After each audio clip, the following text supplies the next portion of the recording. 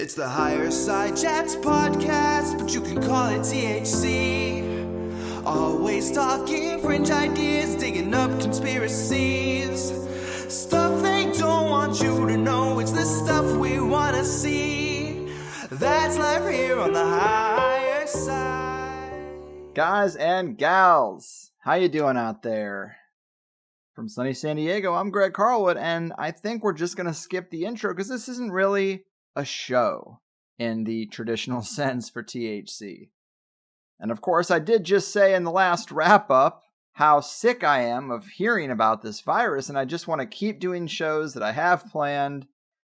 But, you know, that was in the old world, when we could still leave the house and restaurants were a thing. And I'm half kidding, but things have changed pretty drastically in just a few days, and I'm feeling the need to say something just based off the emails that I'm getting from people who are really worried out there. I get it. I understand why you would be. And a lot of people do look to a show like THC for guidance. At least that's what the things in my email inbox are saying now. But it's important to remember that I am just a regular guy like a lot of you. Sure, I'm skeptical of the system, and I don't exactly trust what I'm being told, especially when what I'm being told translates directly into more control over the population. But I am no doctor, I have no insider knowledge, and of course I research things, but if you're a listener and you hear the same shows that I'm recording, the chasm between our insights might not be as wide as you think. Basically, I'm just saying that it's easy to want to scramble for answers and advice, and I'm humbled that some people look at me that way. And we should all have our trusted or preferred sources of information, and I don't want to let anyone down. That's why I'm saying something. But sometimes things happen so quickly that I would be more skeptical of anyone claiming to have real answers right now. I love you guys. I want you to be safe and also critical. But we have been doing this show for 10 years. We've talked to a lot of great guests about the immune system and proper care and trying to keep our stress levels down. We've been cultivating this knowledge for a long time for situations like this. But as I mentioned, I did record several THC shows before any of this stuff got to this sort of level. And yes, I want to roll those out, but I've also recorded 2 since that time in which this story got too big and too intrusive to ignore, and I want to get those out sooner. And I'm working on some more targeted guests that might be more tuned into this particular topic as their expertise. But those are not going to get recorded until next week, and this could all either be blown over by then, or we could be in a situation of even a tighter, more aggressive lockdown. But an example of this is like I interviewed Ross Ben yesterday, and it's being edited now, and he's not an expert on viruses, and he didn't come here to talk about that, but we had it on the books. He came here to talk about 5G Wellness 101 and mitigating EMF with sacred stones and crystals. But this virus story is getting too big to ignore. 5G might be a problem, but it's not as immediate as what we're dealing with today. So yes, we talk about it, and I do think he's got some insights, but it's just 2 guys spitballing, really. And I try to refer to this situation as a virus story or a virus saga because I just don't know how serious or severe an actual virus is. We can't know. What's really bothered me over the last 48 hours is more the move towards total lockdown, and of course, stories like this one about France. Tough new restrictions have come into force in France. No one can now leave home without a government form that they print out to justify their reason for being outside. For the next 2 weeks, people are only allowed out to go to work, to buy essential food or medical supplies, for a family emergency, or to exercise or walk a dog, but they must be on their own, and they face a fine if these conditions are not met. Concerning stuff, and I said when I shared this, when we're all inside signing forms to leave, when is a virus gone? We're accepting this because we're expecting it to be over in a couple of weeks, but what if we're told that it's gone airborne and now we're just safer doing everything we do in quarantine? And I've seen information suggesting multiple scenarios when it comes to an actual virus. Could be something that accidentally got out from the Wuhan biolab and the market is just a scapegoat. Does make sense. Conveniently, there's a biolab there. I also never discount some corporate or intergovernmental espionage.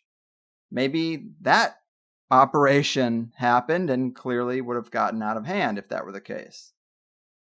I've also heard stories about this virus being way more deadly than they're saying, that they're fudging the numbers, and that's the reason for what seems to be a big overreaction.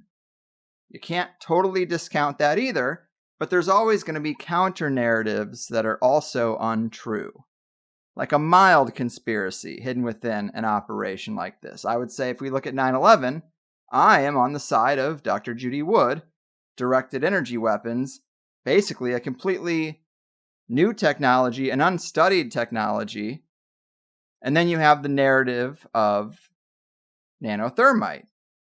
To me, nanothermite is something injected into the story for people to latch onto who are of the 9/11 truth variety, so that it keeps the prospect of this unknown alternative energy technology off the table. You see how it's a limited hangout. If they can't keep both things a secret, that they caused 9/11 and that they used an exotic weapon to do it, they can at least hide one of those things with a clever cover story.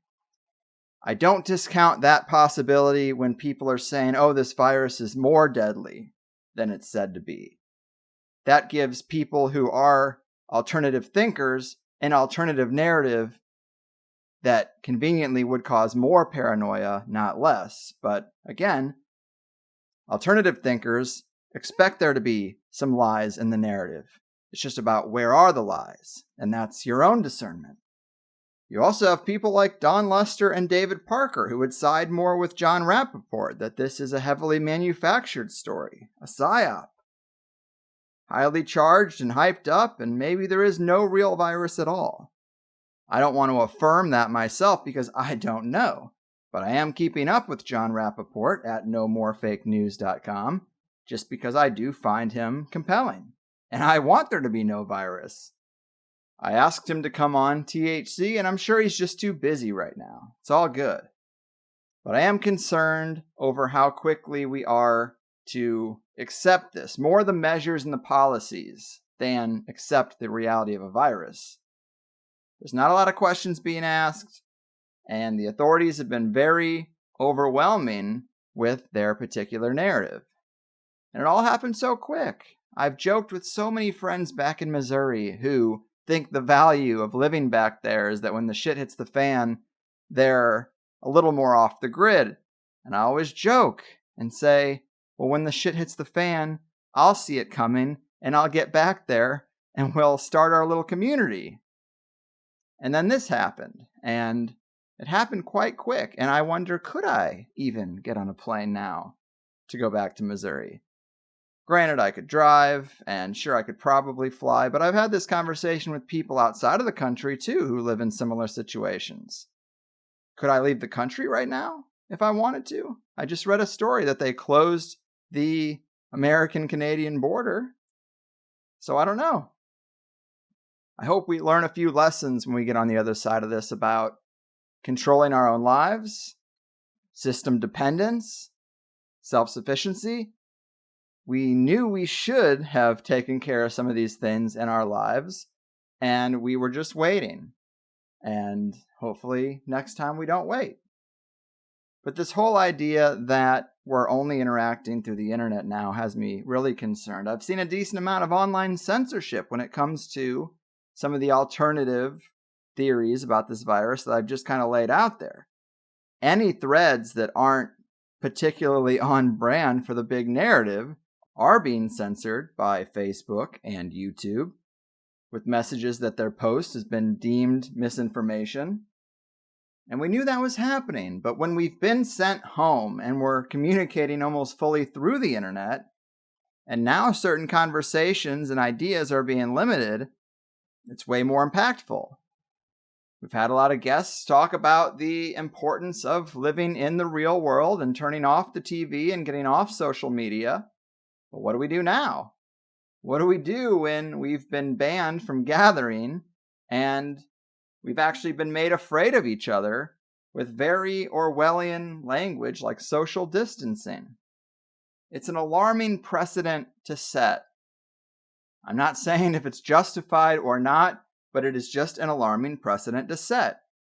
This virus isn't even that bad, they say. So what about the next virus? This is something we can't see. So when is it a problem? And how can we ever really know if and when it's over? This whole operation seems to have gone so well, genuine or not, again.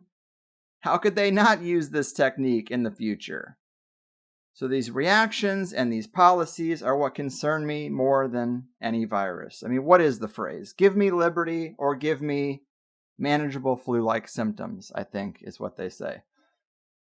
But again, not telling anyone what to do or how to think. These are just my thoughts. And I have a lot of concerns about the economics of the whole thing. I know too many people who are living paycheck to paycheck, working in the restaurant and service industries, and I don't know what is going to happen to them, but I will be there to help anyone that I know in my inner circle who does need it, because that's the role, I think, of a person who has been digesting these kind of ideas for a long time, or just anyone who's maybe more prepared. You got to help you and yours. And even if this is just some accidental random virus, we know they never let a good crisis go to waste. And I think that that's pretty apparent when you look at what's going on economically. We know that our economy has been on thin ice for a long, long time. And I think the people with their hands on the financial levers are making moves right now under the guise of coronavirus panic that probably needed to be made anyway, or were probably on shaky ground anyway. Let's let the bottom fall out now that we have a scapegoat and we don't have to admit that this debt-based system of rule has been built to fail for a long time. Things didn't crash again because we didn't put anyone in jail after 2008. It was the virus. I think there's a lot of that going on. But it does seem like all the efforts are about controlling people.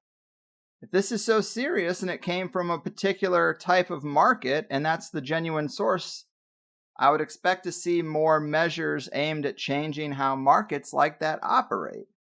It's like nobody's really worried about fixing the supposed practice that created these conditions. It's just about getting everyone home and relying on the apps and the internet to bring us what we need and to communicate with the outside world.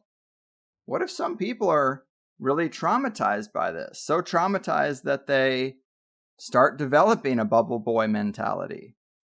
I bet some will. I'm sure some have already.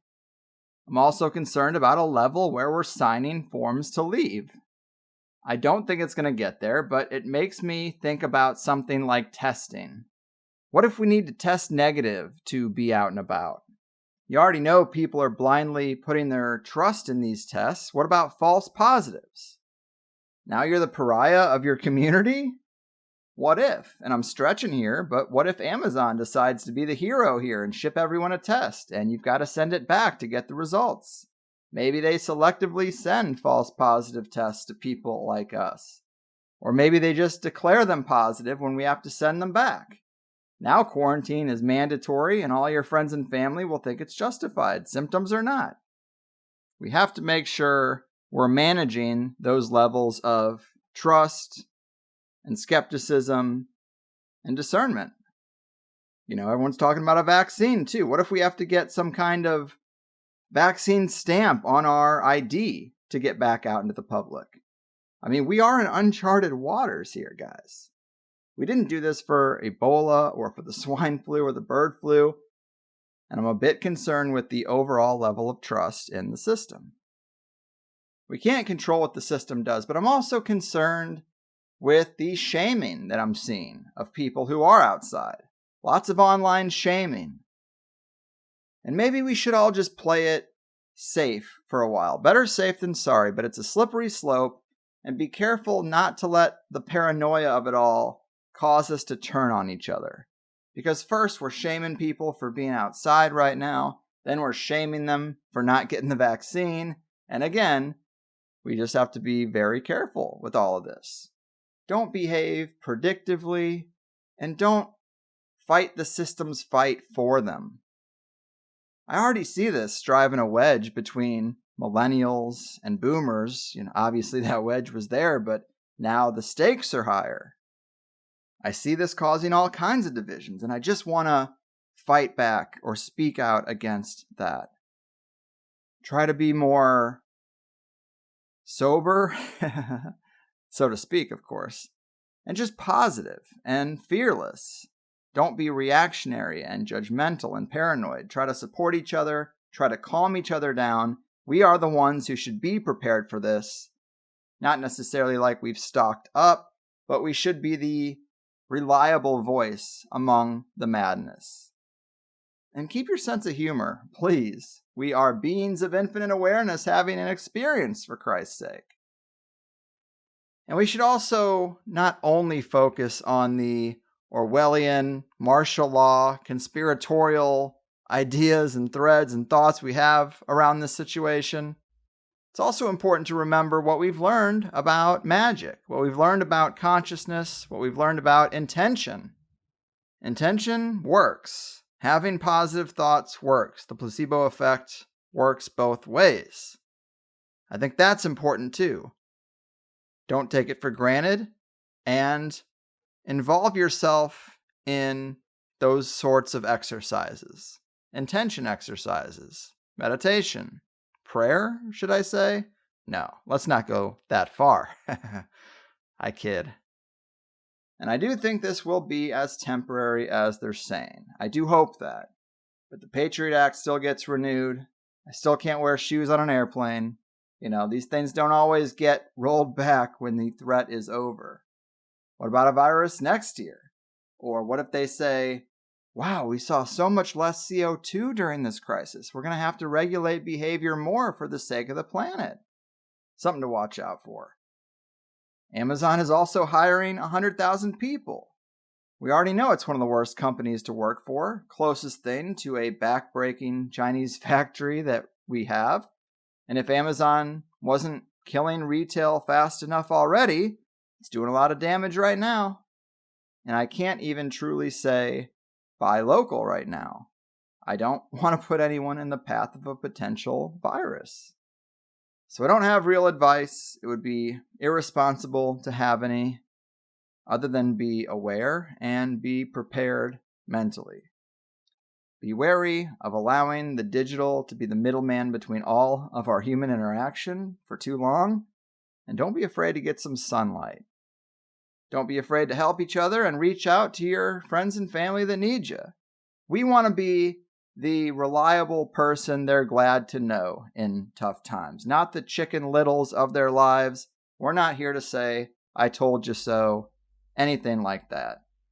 I'm sounding very dramatic and defeatist, and that's not the purpose. I hope we can just balance our concerns with our ability to be a light for the people. Such a lame phrase, but I do mean that.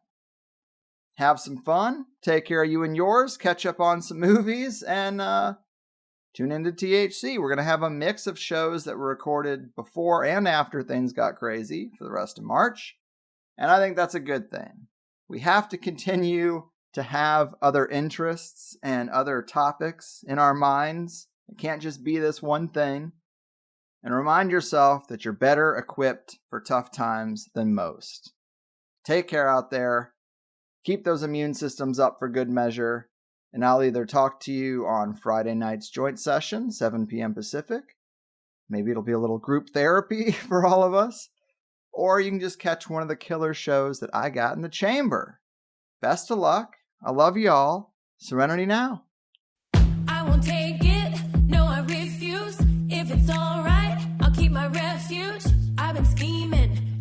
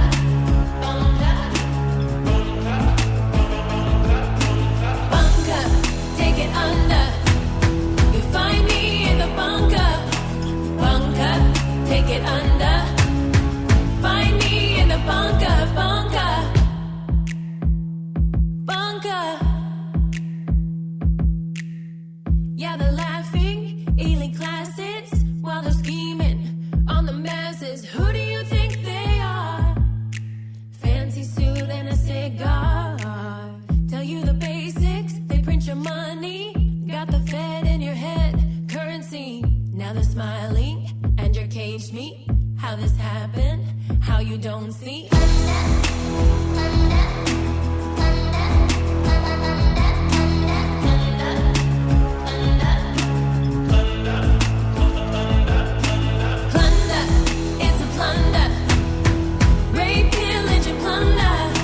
Plunder is a plunder. Rape, pillage, and plunder. Plunder. Plans are simple. The best protection of all is the special shelter built according to specifications of your local civil defense organization.